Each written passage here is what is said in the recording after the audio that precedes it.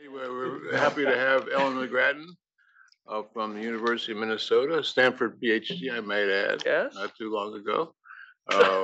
And that's not long ago. Oh, it's a long time ago. I hate to tell Anyway, you. a great title for a paper, The Nature of Entrepreneurship. So Yeah, I added the on so it didn't sound so bold, right?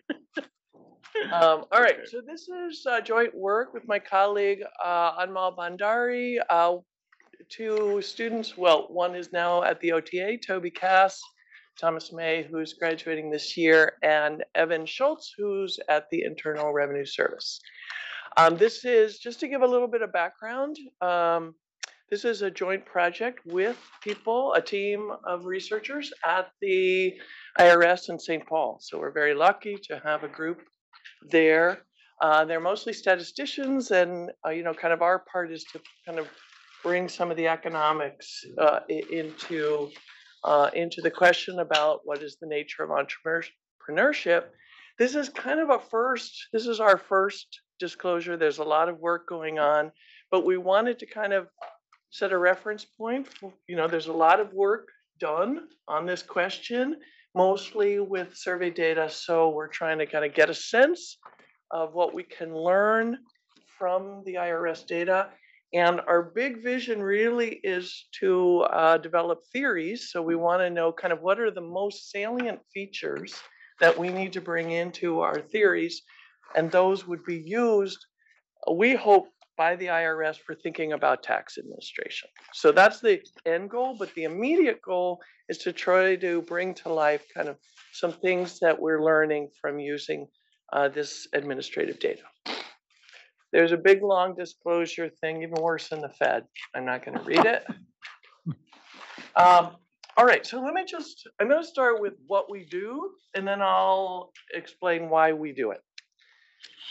So what we're going to do is we're going to assemble a longitudinal database of business owners. So I use the word entrepreneur, but I want you really concretely to think about every business owner in the United States that we can track. So these are primarily pass-through business owners that either run a S corporation, or they're in a partnership, or they're a Schedule C proprietor.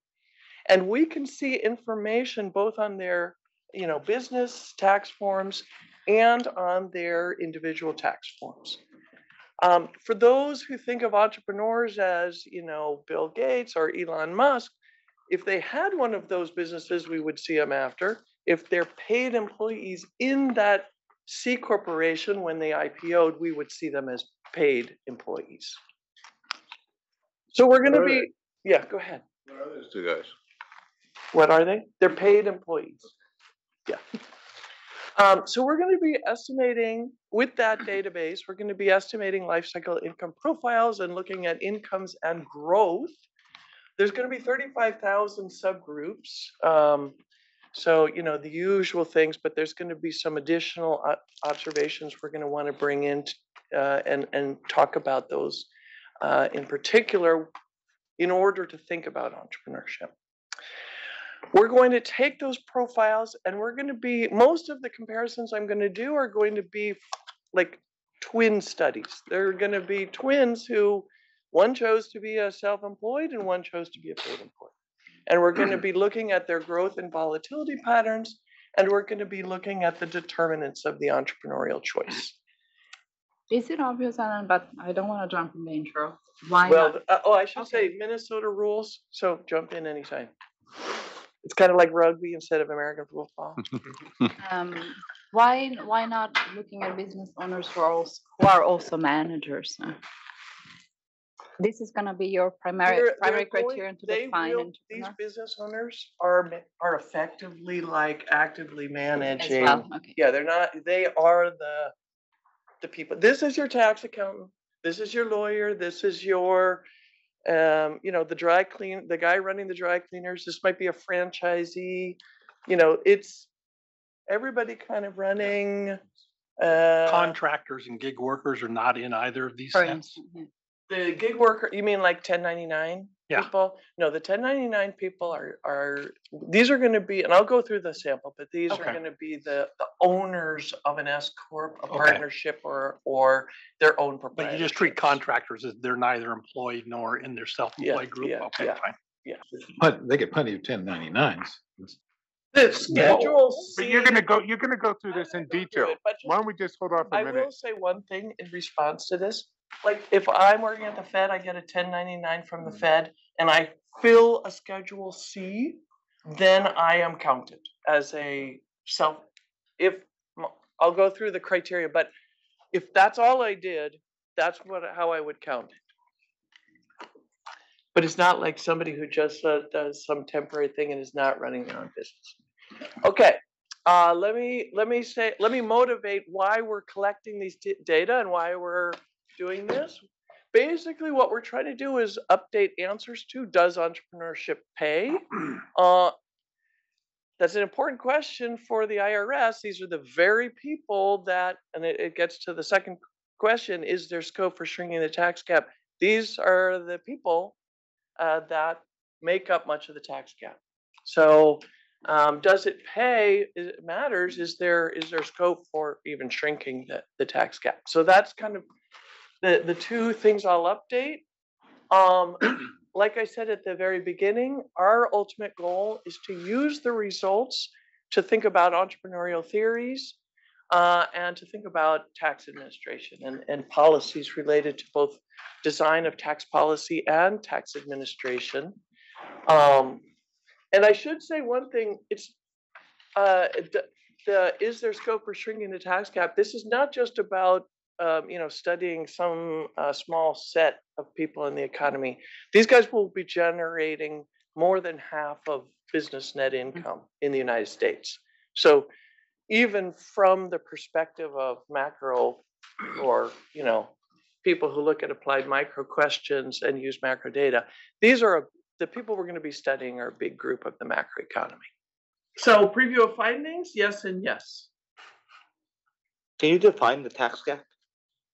Yeah, it's the difference between what the IRS, what is voluntarily paid and what the IRS thinks should have been paid. Thank you. Okay, so I want to kind of, as a way of kind of giving the findings, I want to contrast. There's going to be two slides, previous work and our work, and I've designed it so that I almost wanted to put two side panels side by side. So much of the previous work on the topic of entrepreneurship, we've been kind of forced to use survey data. Most of the business owners are in the private sector. You don't see much about them. And of course, with surveys, there's issues with top coding and there's issues with short panels of data. So there's those ever constant problems. And the conclusions that are drawn from those survey-based papers would be that self-employed relative to their twins would have flatter life cycle profiles. They would enter self-employment with lower past income. So some people have called them the misfits, or maybe like the people that Erik studies, the guys who play video games and then eventually they go off and live in mom's basement and call themselves self-employed. And the third thing is it's viewed that they enter with higher past asset income because, to overcome some liquidity constraints. And these statistics are motivating theories where the entrepreneurs either earn very large non-pecuniary benefits, or they're kind of in the Evans and Layton sense misfits, or they face very large liquidity constraints. So I want to contrast everything on this slide. And then just with the literature, that's only I thought my reading of the literature is that there's a tremendous amount of heterogeneity, where there's some like that, and there are some are different. And so should I be thinking about means and averages now, or are you going to be thinking about the distribution? I think that's an awesome question. And I want to defer you because I'm going to I'm going to show you a picture of some means and medians just from empirical data that the survey guys would have access to. And you'll see there's a big difference between the IRS data and just from a quick, easy empirical check. But I'm going to defer you. Okay, so I'm going to contrast this with what we're going to find using administrative. There's not going to be any top coding, so we don't have to blur anything. Everything I show you today, we will lop off 0.01%. I know there's like obsession about the 0.01. For people who might have written down billion by accident instead of million, I want to get rid of like that kind of stuff. It doesn't make a difference, but just as a full disclosure, we dropped the top and bottom 0.01%. And we have long panels, so we're going to be able to see data back to 1996. I can ask you, there's a tail there too, no? Oh, there'll be a tail. The 0.01, I mean, why? You really don't believe it? No, You I'm don't believe saying the everything I'm 0.01? going to show you today, it didn't matter. I'm just okay. saying. You were looking at just those guys. Yeah, but we're going to conclude that unlike in the survey data, these guys have very steep life cycle profiles, that they enter self-employment with higher past labor incomes, and they enter with lower asset incomes. We're going to kind of point people to theories where they have to make significant investments because the growth profile that we see is going to look very hump-shaped. We're going to be pointing to, Jovanovic-like models where there's, experimentation early on. And we're going to be kind of pointing away from models where there's these very high liquidity constraints. Yes. Can you tell us a bit about how the previous literature was defining entrepreneurship? And given that definition, how does that overlap with the definition that you're going to use? Well, let me do the IRS versus CPS in a couple seconds, and I'll tell you how we do the same definition, but I'm going to put that off too, because there's only certain things you see. Like we see. Well, I'm going to wait. I'll get derailed. Okay, so today I'm going to talk about our data, what we see, what we compute. Then I'm going to talk about our estimation procedure, the challenges we face to identify everything, and then I'll talk about the results I just described, what the income and growth profiles look like by groups. Then I'll talk about entrepreneurial choice, the entry and exit, and then I'll talk about the characteristics. Again, it's just going to be fleshing out what I just summarized here. If I have time, I'll show you how, if I had time, I'll show you a dynamic program where we match the dynamic program up to the data and look at young entrepreneurs making a decision to stay or to go. Okay, so here's the data. The primary source of data is obviously the administrative IRS, but it's for those of you who know the work of Chetty and co-authors like John Friedman and others, they have put together a database of every person that has a social security number. They've linked things from the 1040. So that's kind of our starting point. But now, of course, since we're studying business people, we're going to be able to add to that by looking at the business side. And we want to do balanced panels because we want to construct, like a sequence of balanced groups. So we're going to do birth cohorts 1950 to 1975 so that we have everybody for 2000 to 2015 when the Chetty data end. That's going to be updated. So, basically everything I show you with a push of a button, we'll be able to update it to the very latest data. But right now it goes out to 2015. We merge in the Schedule C from the 1040 and we merge in Schedule K1. So that's, if you're an owner of an S Corp or you're an owner of a partnership, you have to file or your business files Schedule K1s, which those owners then report on their 1040 on the front page and in Schedule E. So we're going to be merging in that information. And we're going to be looking, like I said at the beginning, at the owners of pass-through businesses, because then we can see you. We can see everything on your individual filings. We can see everything on your business filings. And that's available. The K1s are available since 2000. Can I ask, and I'm sorry, I'm thinking about Zuckerberg, the young Silicon Valley, not necessarily of that type of profile. Guys and gals are not going to be here. I understand you want longitudinally balanced panels, but don't you think that the way you succeed as an entrepreneur may have changed over time? These are 50-ish, the youngest. No? Yeah, so you mean like people who are young, like people born after I think 1975? that the entrepreneurial ecosystem, maybe because we're sitting here, may have changed over time. And these and are so- their birth cohorts. They're in our sample from 2000 to present day. But you don't have anybody younger than 50-ish. The 1975 is Yeah. the young one. Right. Yeah. We can look at anybody in a non-balanced way. Right. Yeah.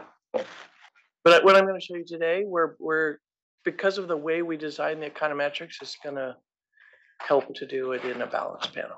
And that will go forward in time as they update, as they're updating information at the IRS. You just, like I said, we're trying to design it so somebody just goes and pushes the button and it moves forward. I'm just thinking some trends, if you are looking at inequality in wealth in particular, have been accelerating lately. And if you think that this is at the origin of it all, maybe you're not capturing some of the forces behind some of the recent developments. Most of our guys, like I said, they're tax accountants, they're lawyers, they're franchisees, that's Not the IT. bulk of our people. But the forms that you get the data from illustrates a very important point, that you don't consider capital gains from selling a business, even though at the upper end, that's really a large fraction of the total. It's true. What I'm going to show you, we haven't incorporated in, because a lot of our businesses are ongoing. But so all the numbers are going to be lower bounds of what they're making. Because as Bob says, they will, when they sell the business, they will sell, they will make a lot of their late, the sweat equity that they put into the business, they will make when they sell it. Isn't that on the 1040? The capital gain, but not when they sell it. These are going to be, When they sell it. Oh, when they sell it. yeah. You have to. I link say it- you're doing it now, you're making it later. You'd have to run out to when they sell it and then Yes. go back and say it's we have a implicitly separate- attributing it to Yeah. now. we have a That's what you separate mean? Project on sales. Okay, got it. What Bob's pointing out is you're going to miss that income later on that they'll get when they sell. Past 2015. Correct. And But a lot of ongoing There- businesses are going to sell, say they sell in 2025. We don't have that. Yeah. so all the sales that are subject to step up of basis, you don't have any handle on at all, right? Because that's not reported there. That's not in here, but you can, suppose you did a step up like father and daughter, okay? I think there'd be a way to, because there's going to be something you do have to file there, but we can talk later about that. I just don't have that because we don't have it for everybody. Ellen, Yes. I'm sorry. So will this affect your point about the steepness of the life cycle income? Yeah. To the extent that you do observe and sell later on, you'll think it's very steep. But Even more steep. even more steep, right? But Yes. actually that income was generated before. So Yes. let's say- So maybe actually they had a very flat income profile. Well, that's a good point, because, and you'll see from the growth profiles, can I come back to that? Because that's a good point, that they are investing all along. They are. And we'll see it. And that's kind of something I'm looking out for. And that investment is paid off ultimately. Okay, income measures. So our self-employed, like I said, they're going to be the net profit. They might own different businesses also, so we'll combine them. It'll be the net profit from the sole proprietors, the ordinary business income of the partners and S corp owners, and if they are S corp owners, they're forced to declare wages because they have to pay FICA on it. So we're going to add the wages from their business back in. And then the paid employees will be their W-2 wages. And so aren't many people both? I'm just trying to think, like for those people in this room, I used to know Steve, like did some consulting. So yes, and I'm about to tell you how we divvy you up. Okay, and we're gonna, yes. Can I just make sure I know 1099s, contractors, they're just not in either group. No, the 1099, if you have 1099 income that is your Schedule C, like that's my Fed income, Okay. then I see it on your Schedule C. So if you report it as business income, Okay. and you're filing a Schedule C, I got you. Let's be clear. If you receive a 1099, you must file a Schedule C or some other business I entity. think there are That's the some period. non-compliance issues, Bob. Yeah, but that's Just it's supposed to. You're supposed to. Then we conceptually, would get you. conceptually, you're going to treat those people as business owners. If, okay, ready?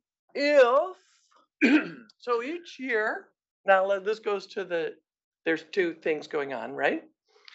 We're going to, for every I'm an I and T year, we're going to put you in one of three pots: a self-employed, a paid employed, or a not employed.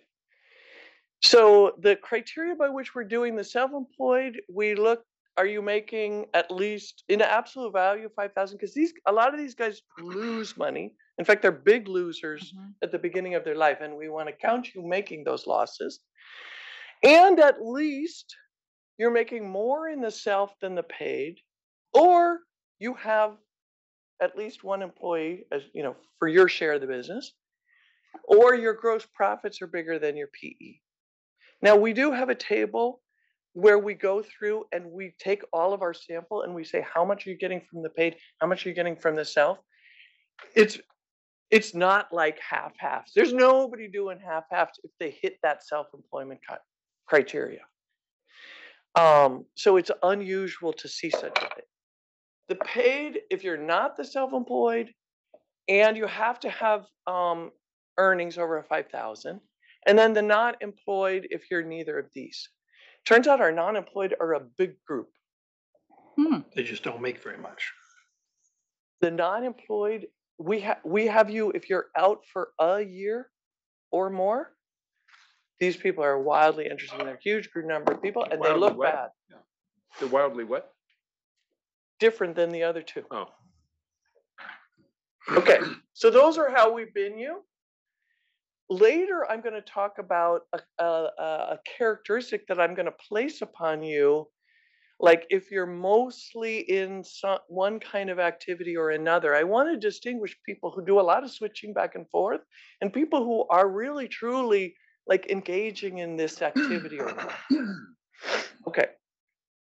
We like to have measures of skills and education. And so we obviously we have limited tools here, but we do know, because you have to write down your occupation on the thing, we have occupation for many. And then what we do is we use AI tools to impute for the missing codes using peers. Education, we see students or people receiving a 1098-T, which relates to your education. For older folks that never got those because they were a later form, we use CPS data to kind of impute. We design a classifier system, then we use IRS data to make a prediction about education. Just understand, Anna, so the IRS doesn't provide any demographics whatsoever.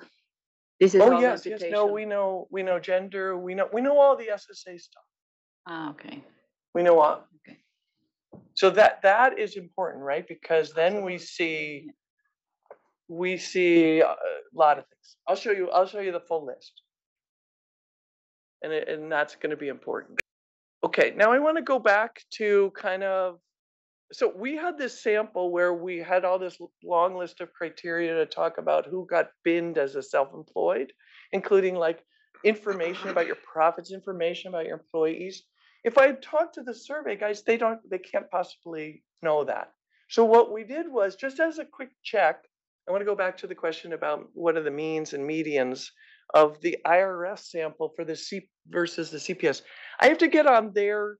I have to do the same thing head to head with the CPS data as I would with the IRS data. So let's look at just criteria like you make over 5,000 and you're making more in SE income relative to PE income. We're going to find, and I'll show you a couple of pictures. We're going to find the PE guys not so different in empirical moments between the CPS and the IRS. The SE quite different, not in medians. So can I just ask, if it's coming to somebody, is the shares, like, are you getting more entrepreneurs than? So let me show you a picture and then I'll do the shares, okay? First, I'm going to skip here's the median SE income. By the way, I didn't do all the real dots. These are just, I fit things through it. The CPS is noisy, so there's a dot, but I fit things through it. There is the median IRS, I say population, because we didn't go in and do all that fancy stuff. We just said, give me people who fit these criteria, including everybody, not just the people in that birth court, not people missing, just everybody. We would have said the medians, well, okay, it has a slightly different shape, but you got to look at the y-axis, okay? These are numbers. I put them in thousands of dollars because I like units that I can actually understand that, are a little, like between 20 and 30, and relatively flat. Okay, now I want to do the means. Here's the means, and this is everybody, so it includes everybody. I'm not going to say you're in self-employment a long time or anything. Just everybody who has one of these, I just take a mean. Those will peak out at about 100, little under, maybe 110. And you get this profile even here. And then you see the CPS guys flat. Now, let me answer Erik's question. We wanted to break up group by groups. What is driving those differences just in the empirical moments? At the very young, there's misrepresentation of the sample because there's very few doctors that are 25 in the CPS, for example. But in the later years, it's not that. It's mostly the income differences.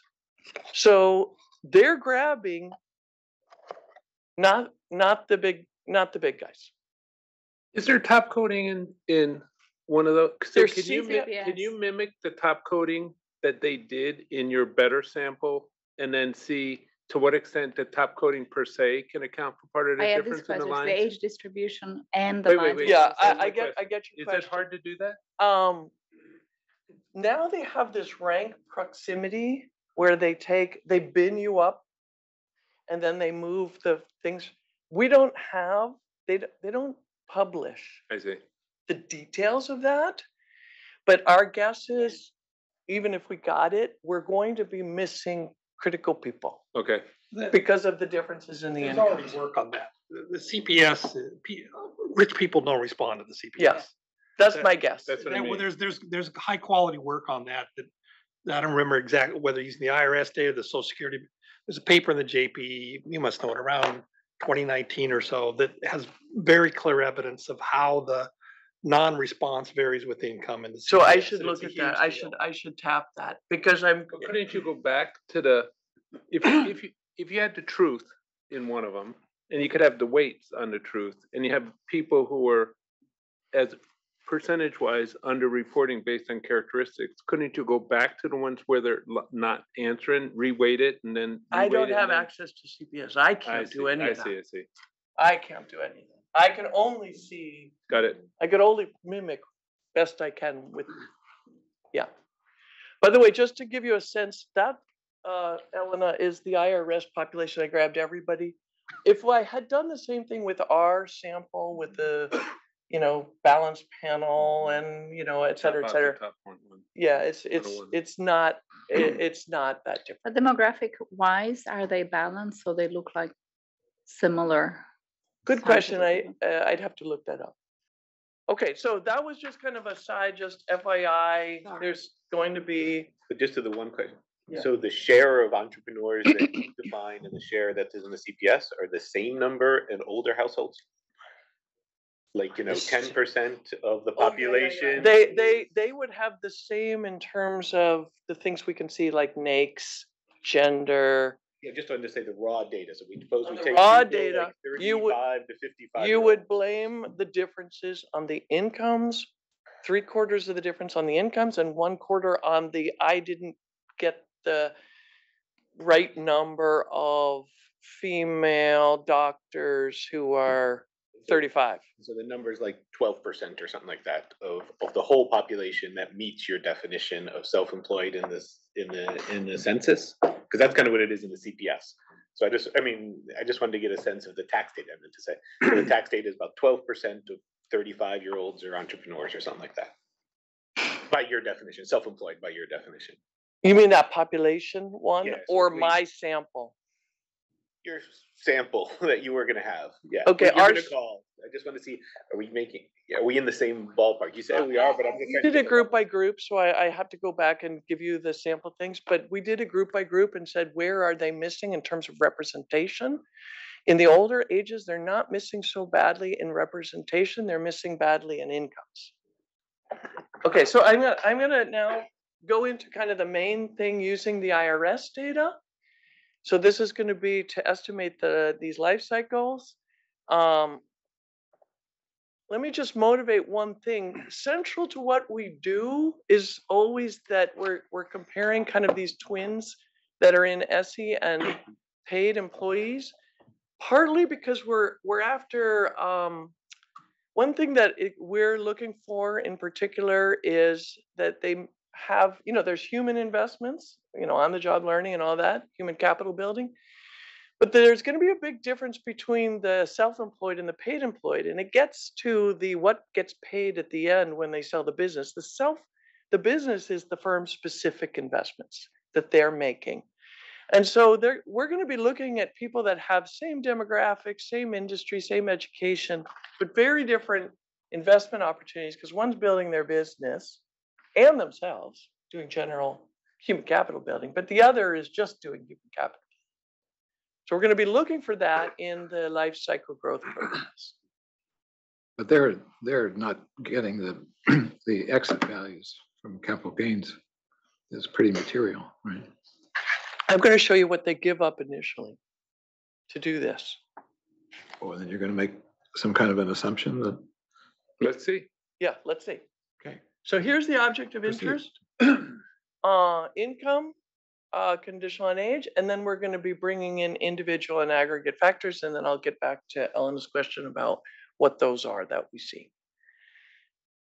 Okay, so let me just lay out a couple of issues, of course, when anybody's estimating these things.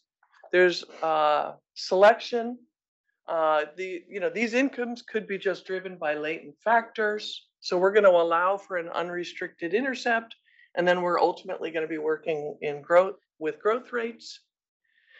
There's a survival issue, like, are you picking the successful people? Like, you've already preordained the winners. This is where we're going to bring in this notion that there are people, we're going to be conditioning on those who stick with the activity for a long time. And there won't be all winners. There will be lots of losers in there, and they're persistent losers, but they stick.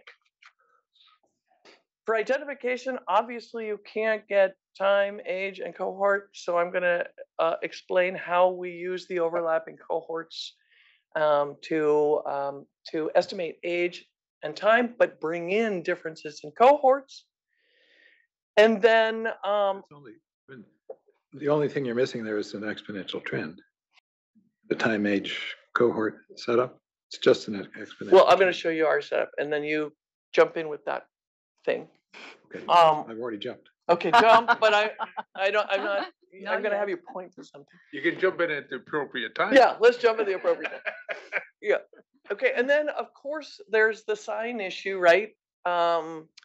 Business incomes, there's tons of negatives. You can't take log of a negative. So I'm going to tell you how we deal with that. Mostly it's going to be working with a flexible error structure, but we do some robustness to check that we're not like getting just spurious results with big guys in there. So I'll show you that.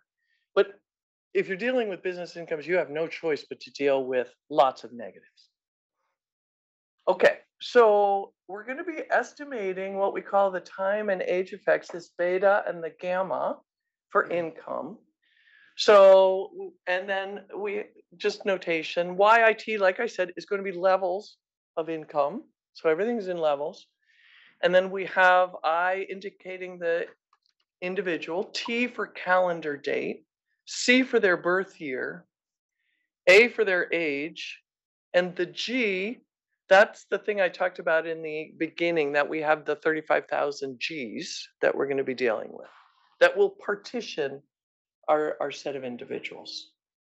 Okay, so we need two assumptions to separately identify.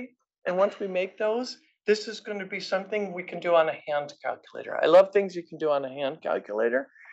And that's what I'll show you in a sec. The two identifying, okay, so this comes to, dealing with age, time, and cohort. We're going to assume that the age effects are the same across binned cohorts. You need at least two bins, obviously, because if you had only one, you can't identify it. The things I'm going to show you later, we bin people up into being born in the 50s, 60s, and 70s, but we're playing around with like other binning. And that's a way, being born in the 60s is going to be like your group. That's a group for you. So it gives us kind of a flexible way to get the cohort in there. Then we need to say something about we need to pin down one number for getting our time effects. So we have group level, think of the mu as kind of the trend growth over time. In everything I'm going to show you, we're going to assume that's constant across groups at the aggregate level of a real wage growth.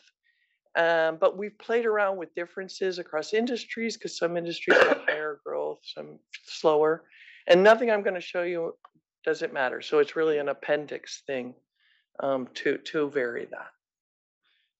And okay, so let's talk about our groups. Oh, no, sorry, a practical footnote. So this is the back of the envelope, gets us everything. We are going to do a least squares approach. And this is literally group by group. So imagine writing a little MATLAB code that has a loop. I goes from 335,117. And we invert this matrix, which is just going to be a function of some average incomes and population counts at different times and ages. And the only reason I didn't write it out explicitly, there's some adjustments because there's demographic change over our time. So the group sizes are changing and we have to have adjustments. In fact, Anna, sorry, I was lost in the notation. So you have individual time effect, individual time effects. Can we go back?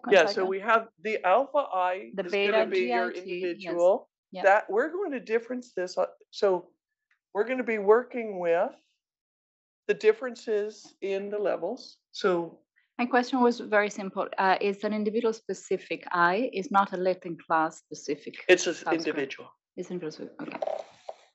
It's super flexible. Can we go one second back because we have the gamma too. We have the alpha. I forgot the gamma. Sorry, yeah. Okay. And it's super flexible. It's just a birth year. It's a birth year. Okay. Yeah. And we made that the assumption on the cohort and you could have that third term also. It's interacting with times in terms of the series truncation in A. Mm-hmm. I see. It's like a non-parametric way of describing I and T. Yeah. Okay. Exactly. Okay. So here are our groups. Let me do the usual things. because we have the SSA, we have, well, first we have cohort, we know when you're born, gender. We have our imputed education through our classifier system. We have the skills, which we map to cognitive, interpersonal, and manual. We know we know the industry of your business or your employer's business. We take the primary one, where you get the primary income. We know you're married or not, and we have a mostly married versus mostly not. And we know if you have children. Now, the key thing is this additional thing, and this is what we wanted to add because we're doing occupational choice. We wanted, and people are very different. The switchers and the not employed and the self-employed are going to look very different. So we added this group time invariant feature called employment attachment.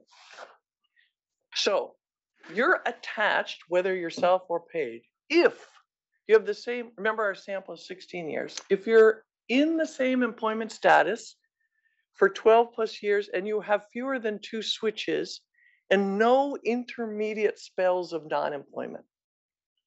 That was a long time. Yeah.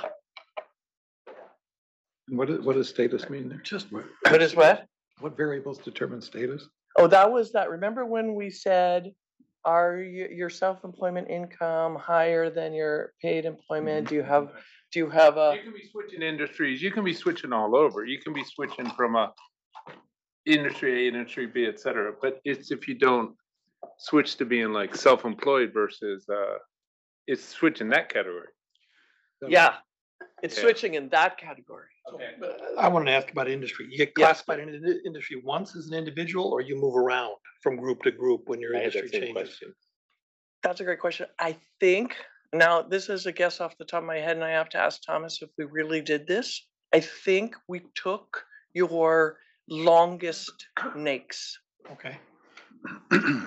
Yeah, I think we took, because we made it a time invariant thing, so we must have taken your longest NAICS. Okay. So that wouldn't be switching, Patrick?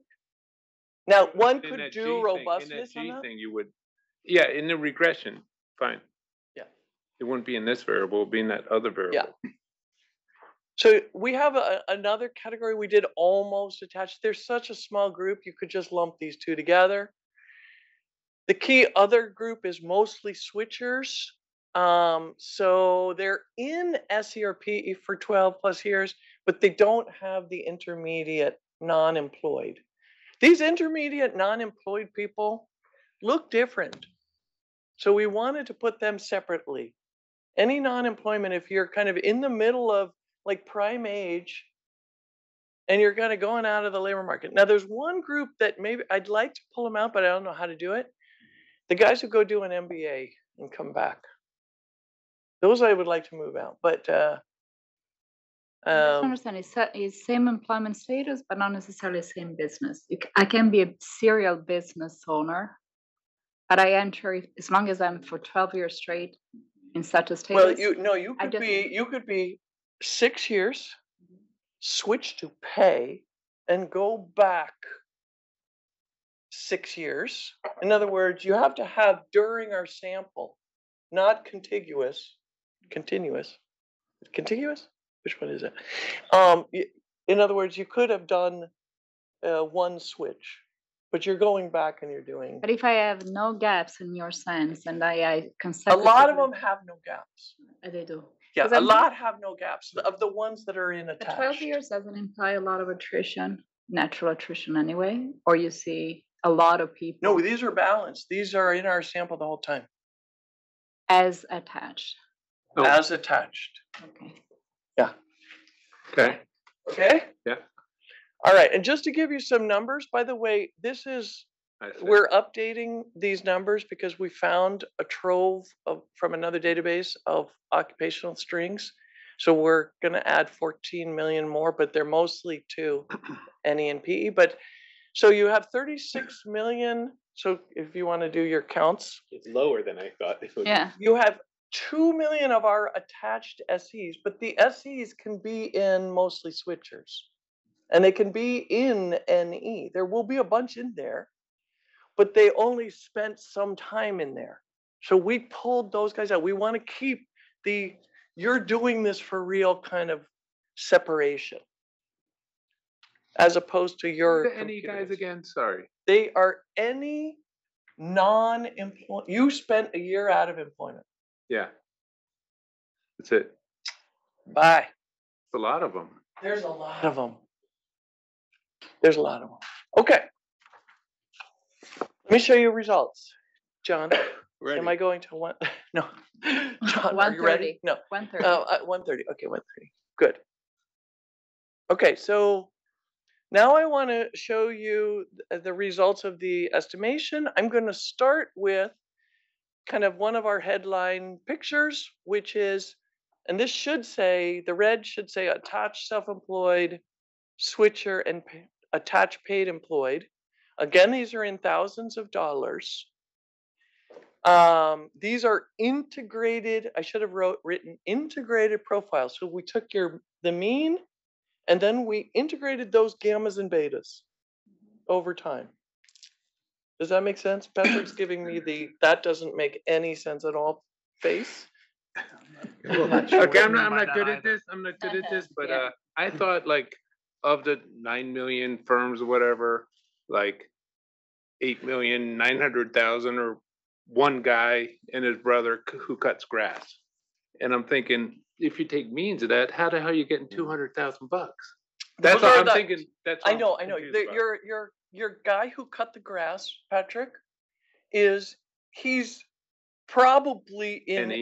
NE. And E, Right. because he It's probably probably- cut a grass for a few years, did something else, got out of the sample, et cetera. He didn't cut grass for 12 years. That's I got it, why we want to have kind of the separation of, hey, you did some self-employment to, Got it. oh no, you do You're a self-employment. serious. But that's- You're a self-employed. serious Yeah, guy. yeah. That's Because a that guy cut difference. the grass and he went and worked for a company for a while. He Yeah. was paid. Then he came back and fixed some shoes or something. Oh, And yeah. then He he's got- in all in at NE.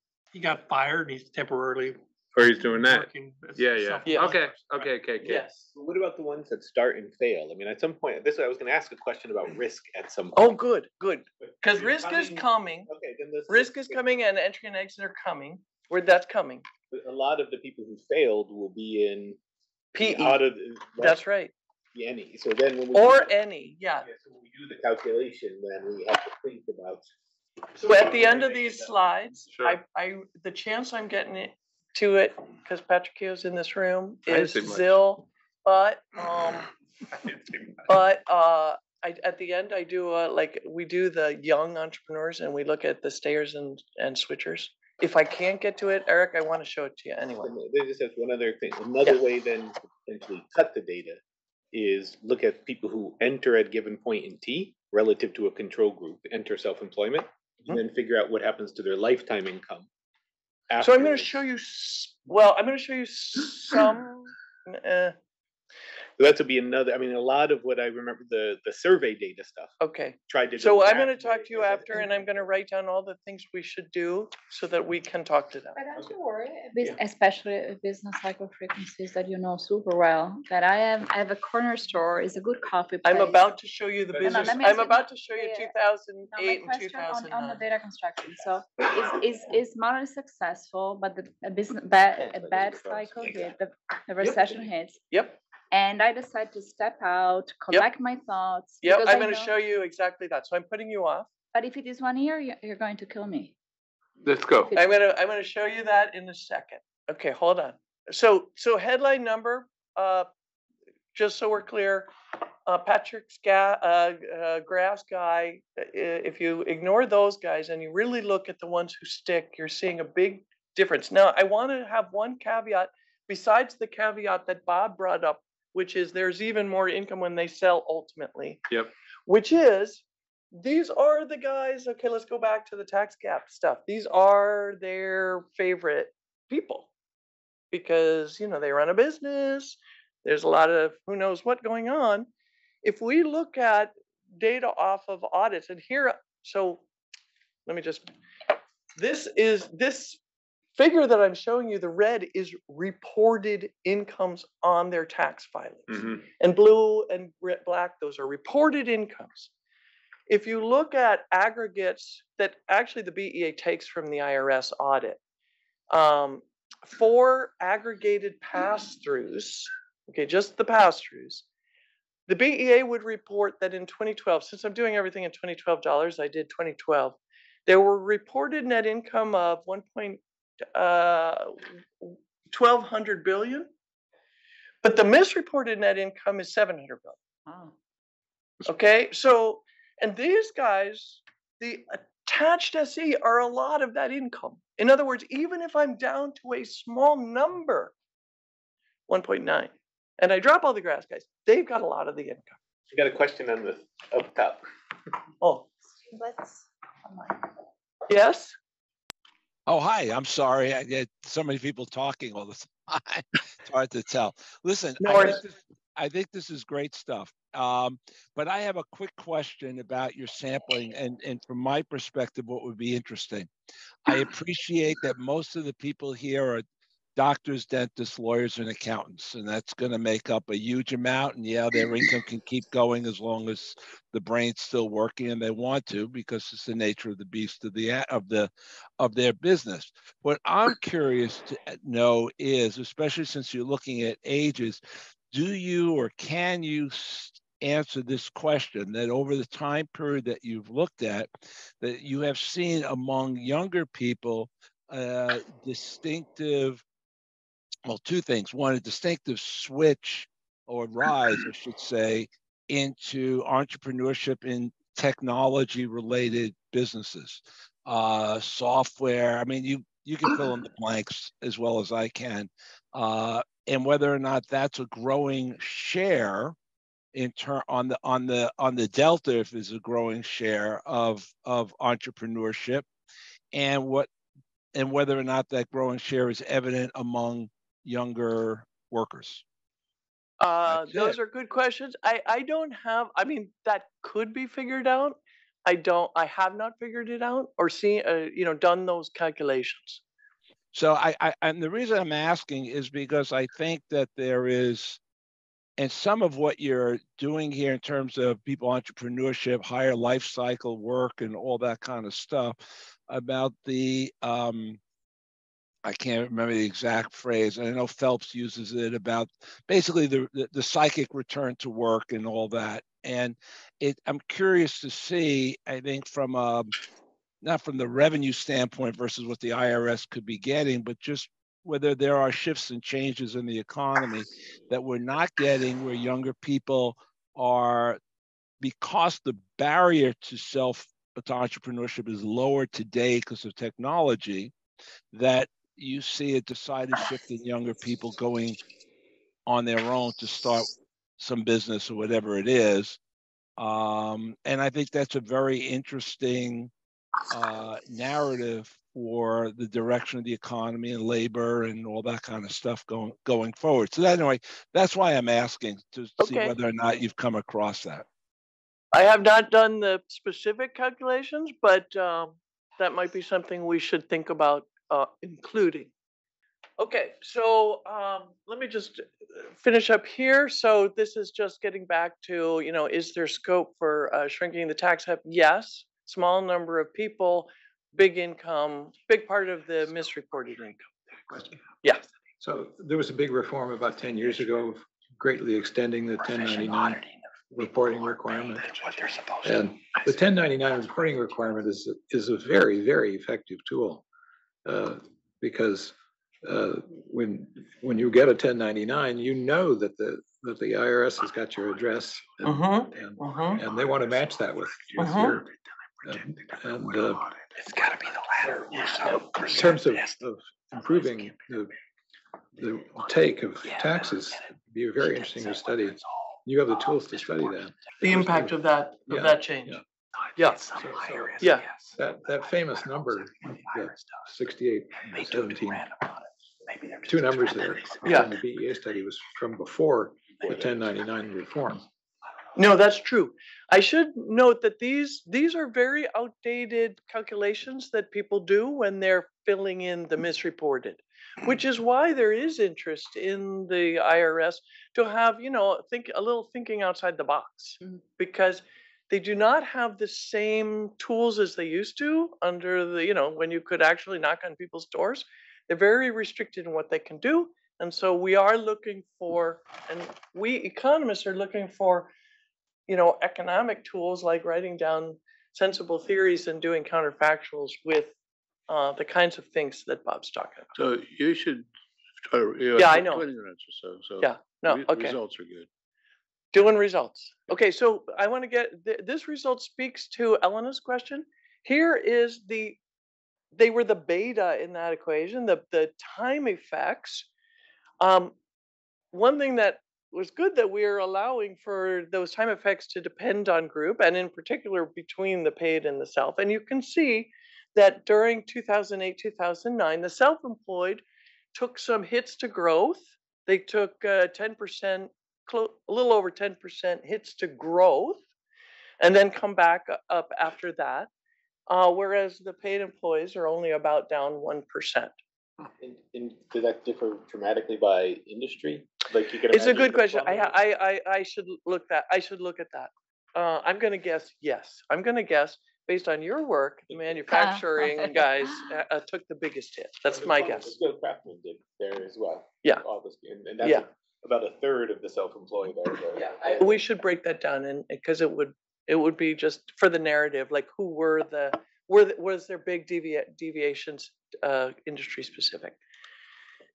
Okay, now this is the growth profile. So this has, these are like the age effects. Plus we've added in just the trend.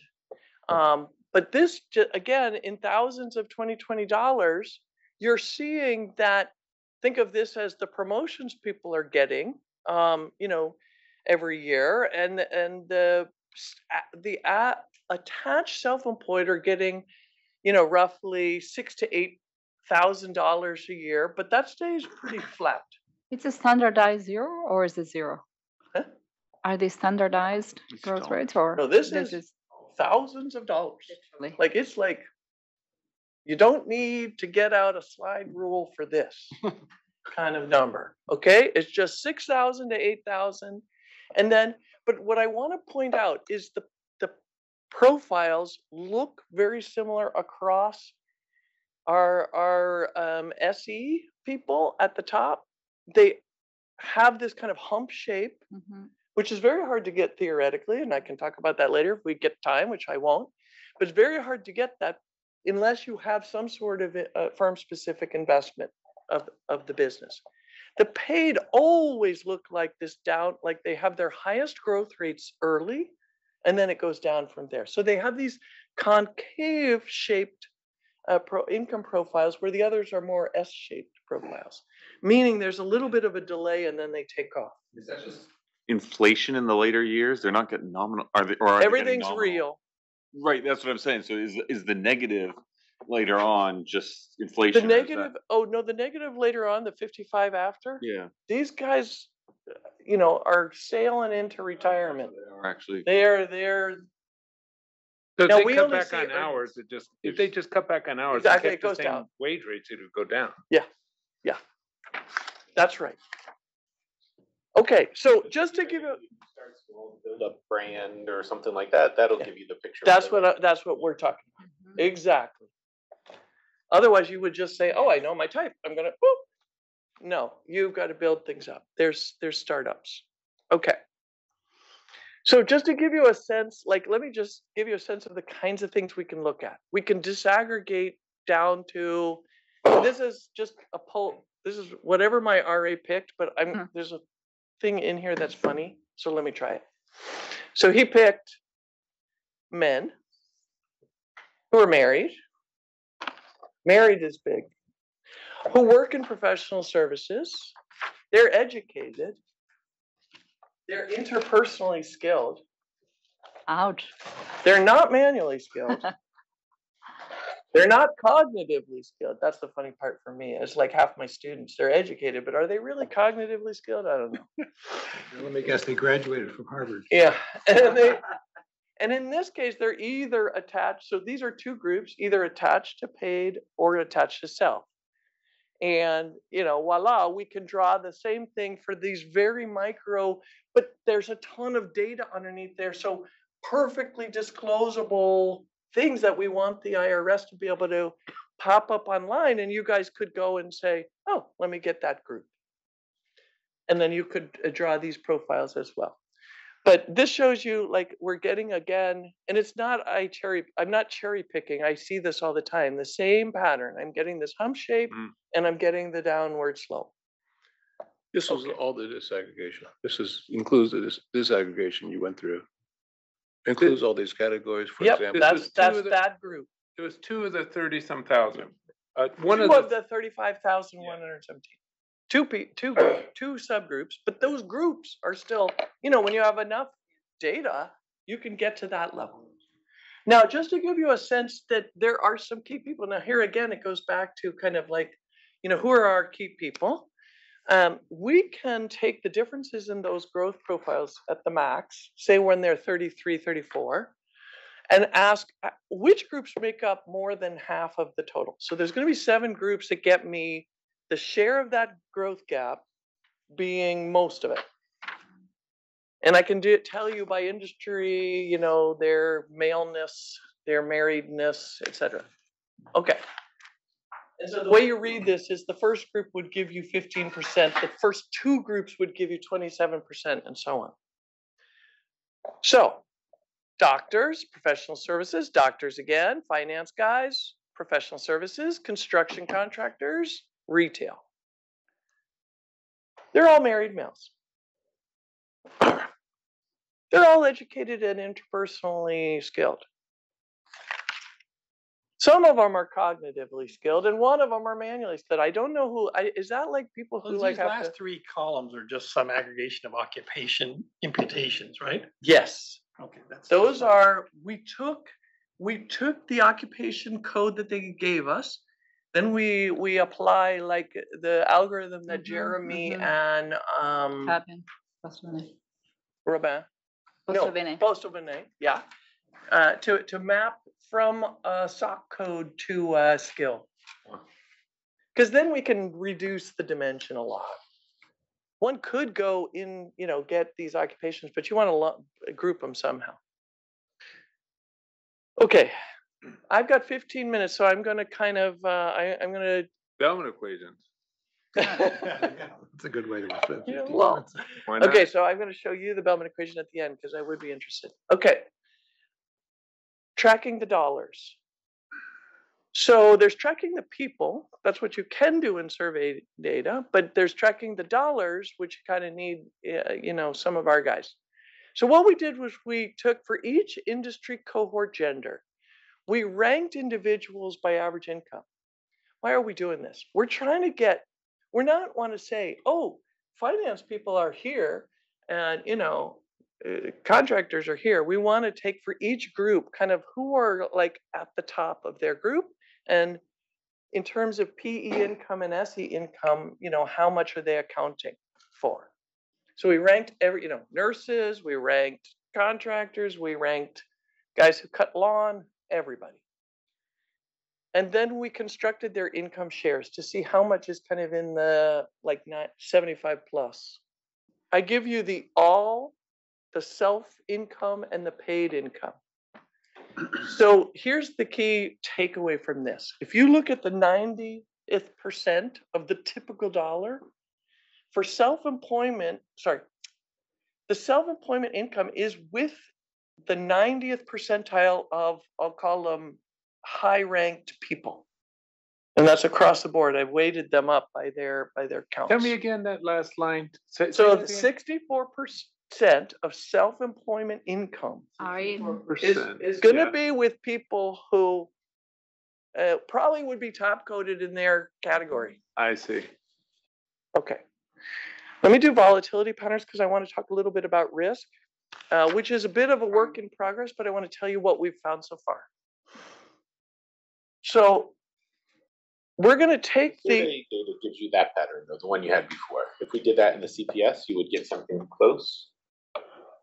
It's a good question. We should do this we should do this exact thing. Now, obviously, for our guys, we can't have we do a bunch of different sampling, but we could do this calculation. Yeah. Okay, so let me do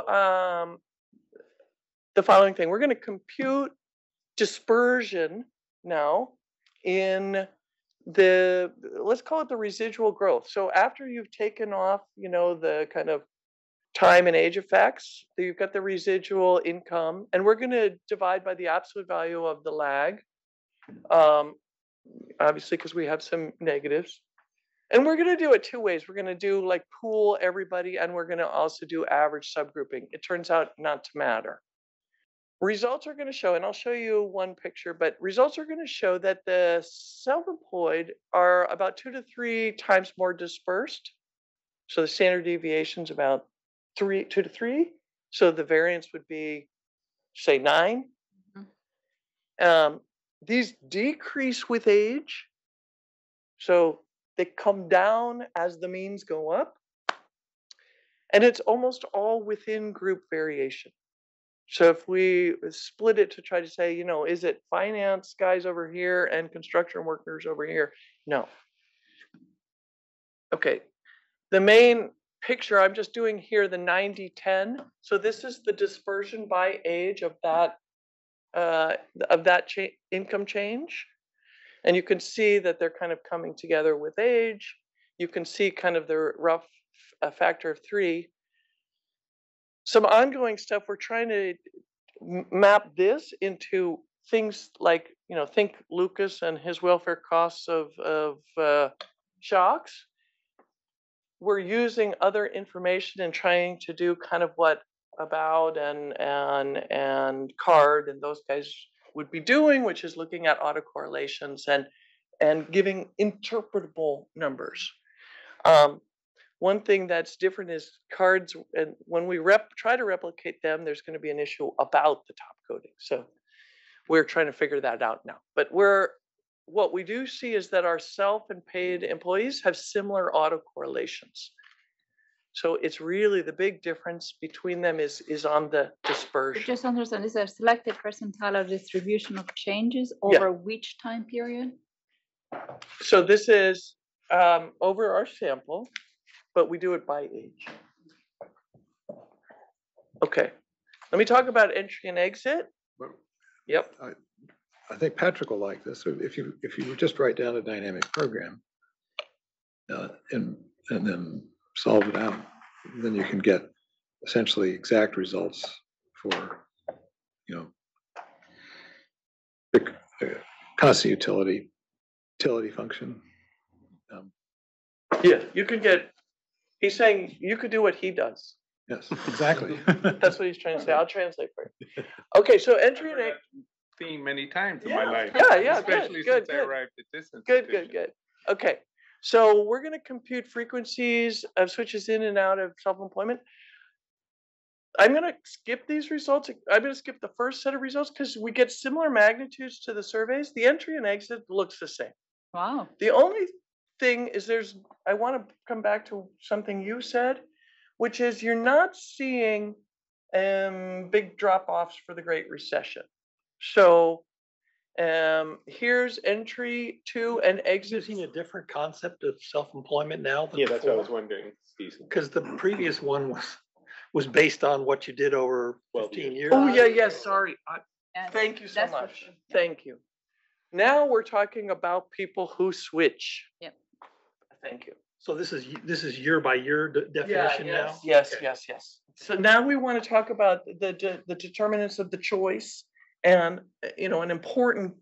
Well, we include all people, but an important group are these guys who switch, because then we can compare twins who switched and twins who didn't switch. Thank you. Sorry. I should have Come said in that. for a year, they go out the next year, they might come back 5 years later. Exactly. And we want to kind of compare them as they're going in. And I'll show you in a minute, like, how do they look? If there's another guy who didn't go in. This was the first part where you said they don't have huge amounts of, all that first slides is from this part. Anyway, go ahead. You said they don't look like they build up all their income waiting to get in. This is where this part's coming from. This is where this comes now. Okay. Okay. Is it all people or people who at least enter once? This So we're going to be computing frequencies of switches into and out of SC for all people in our sample by age and by year. We're going to show you, let me just jump to it because it's taking too long. So this is the switch in, the exit and the entry. So if I had gone to, a survey, I would have seen that same picture, even same magnitudes, and the entry in. Then if I look by year, so this is where I'm looking for, is there anything funny going on in 2000, 2000? We expected something to be going on, and it's not really. You can't really see 2008, 2009. Yeah. So that's the only new bit there. Let me now talk about the determinants. So that gets to what you were saying, Patrick. I want to do kind of like, I hate to do treatment and control in front of people who are actually like empirical people. I'm doing like quotes. But we really want to do kind of twins and ask of these twins who are similar in all the characteristics and all the things that we've got. And somebody goes in and somebody doesn't. How do they look? And so, okay, so let me start with, I call it the misfit hypothesis because I love, that's what Evans and Layton call it. That you have these people who have low past PE income and they're kind of using self-employment as the backup option. So what we did was we computed, and here, let me just fill in X's PE income before the switch. We looked at we calculated your incomes before the switch. And we're going to find, for every person, we're going to find a bunch of matches. And we can find a bunch of matches because we have a huge amount. And then I'm going to give you kind of a visual probe it almost. I'm going to show you what happens between the person who switched and the person who switched later. We also did it for the person who never switched, but let's do somebody who's even closer, somebody who switches later. And we find that, and I'm going to read the bottom because this is the punchline. The wage income is higher for the switchers. So this is the switcher income relative to past income relative to the mate. So they had higher past income than the mate. And this gives you the amount. I'm going to repeat this for asset income. I'm going to ask, did you have, yeah. But here, Patrick, I'm going to do one thing. I'm going to also add in that you're similar in past paid income. So I'm not comparing people who are completely different. Here we see the switcher has less asset income. And we did it two ways. We did just the flow, like dividends and so on. And then we also added in capital gains to see if, and either way, we always get this picture where you have less. Denardi's would flunk those two. Correct. For sure. Okay. Yeah. Now you say asset income, which may not, how close related is that to asset level? Great question. Because we don't see, you don't write down your house. You don't write down these things. You don't have data on the asset level. And right. So that's what I would think an entrepreneur would care about. Probably important. But what we're trying to do is figure out what they have available to, say, buy a worker or buy some supplies. So that's what we're trying for. Yeah, but that could. There's one thing we can do, and maybe I follow up later, but there is some information about their house based on like what they itemize. But even there, you need like a loan. Okay, so I get 2 minutes. I'm there. Patrick is the dynamic program button, which I won't press because it'll be too much. But there's two features in the dynamic program that we're building in, and two more that we have more work to do. Two features is bringing in the investment. We're seeing that very slow growth. So we obviously need, the only way you're going to get that is there's going to be some difference. And we see differences between even the early entrepreneurs in those growth profiles. If they leave, they look like paid employees from the start. And then obviously we need the exit and entry to look reasonable, and we need some sort of learning, because if you knew right away, you would just jump right away. So you need some sort of learning to get that. Now there's two pieces missing that have to come in, which is features related to the risk. So this gets back to what Bob was talking about, and thinking about, you know, how risky are the incomes, and how much insurance do they have, right? Like, is the wife providing or husband providing insurance? Do they have a lot of other income to get through any kind of big shocks? So those will be coming in to kind of round out the full thing. But this is what we have so far, and definitely happy to, if anybody wants me to unfurl the Yeah, now I have a question. Yeah. Pretend we all know Cagetti, Donardi type models where the people are self-financing, they build up the money ahead of time, and they have two characteristics. They can be good at one, good at the other. They go to be entrepreneurs when they're bad at being workers, and they build up money. Yours says the opposite of that. Your theory must deal with that. Can you give us an intuitive story on how yours works? And well, what we're gonna their forces are simple, right? We just, you know, that if I'm bad at working in the workplace, and I build up some money and I have some this other characteristics makes me good. I jump to being entrepreneurs. Yours is saying would have a hard time getting those pictures that you said, where the guys are doing well. I think in your model, you must get that. How does it work in the model? So differently? at the end, if you wait around, intuitively, well, we were trying to get that hump shaped growth profile. So that's what we were looking for. So it's, I mean, the guys who are doing better in their old job, mm-hmm. and they say, "I'm doing pretty." Me and us too. I'm doing better than him in my pay job, mm-hmm. but then I jump to be an entrepreneur. Mm-hmm. When their models are predicted, he would jump to be the entrepreneur. That's what I'm confused about. Your hump shapes were for a heavily selected sample. Therefore, are attached you SC. can't use those pictures to make inferences about the decisions that people are making early in their life cycle. Well, okay. Whether to be an entrepreneur. So that's why. Again, if you stay after, so we did an entrepreneurial problem where in this case we started as entrepreneurs and then you could exit out, and then we tracked them. I thought they did two twins going along. No, they ended here because we're had to be there for like 12 or 15 years coming on, and anybody who wants to fight with Pat, please stay. They selected by the fact you were there 12 years. Yes, thank you, John, for this opportunity.